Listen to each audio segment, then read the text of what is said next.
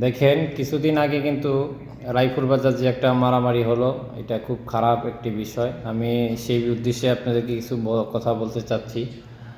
বিষয়টা হচ্ছে, দেখেন আমরা তো ঢাকা শহরে একটানা 15 বছর ছিলাম, এর আগের থেকেও ঢাকা ছিলাম। ঢাকা যেই ব্যবসায়ীগুলো ঈদের সময় কেনাকাটা করে, মানুষে গাউসিয়ার থেকে বেশিরভাগ কেনাকাটা করে, গাউসিয়া, সিজন পয়েন্ট, এইসব জায়গায় জিনিস খুব ভালো ভালো জিনিস অনেক দাম কমের ভিতরে পাওয়া যায়।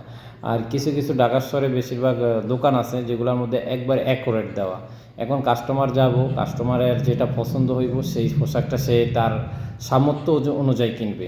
কিন্তু আমাদের এই নোয়াখালী রায়পুর বাসী যারা ব্যবসায়ী আছেন, তারা অ্যাকুরেট কিন্তু দোকানে রেট লাগায় না, কিন্তু আপনার জামা কাপড়ের যে রেটগুলো আছে না, সেগুলো কিন্তু অনেক বেশি মানুষের কাছে চায়।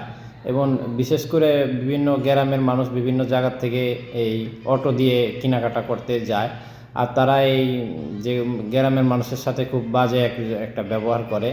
কারণ আমি সৌদি আরব থেকে যখন বাংলাদেশে ছুটিতে গেছিলাম, তখন কিন্তু আমি একবার এই রায়পুর বাজার কেনাকাটা করতে গেছিলাম। আমি সেই অভিজ্ঞতা থেকে বলতেছি, তারা জিনিসের দাম অনেক বেশি চায় এবং কাস্টমারের সাথে খারাপ ব্যবহার করে।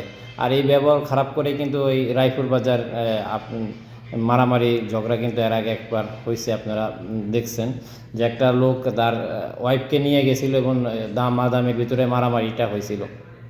যাই হোক, আমি যেটা বলতেছি, অবশ্যই ব্যবসাদের এখানে কাস্টমারের সাথে ভালো ব্যবহার করতে হবে, আর নাইলে সবাই বয়কট করে কাস্টমার চলে যাবে চাঁদপুরের দিকে। চাঁদপুর যে এত কষ্ট করে মানুষ 50 টাকা 100 টাকা দিয়ে রায়পুর, চাঁদপুর অথবা লক্ষ্মীপুর চলে যাব, তখন ব্যবসায়ীরা যখন কাস্টমার পাবে না, তখন তারা কাস্টমারের মর্যাদাটা দিবে।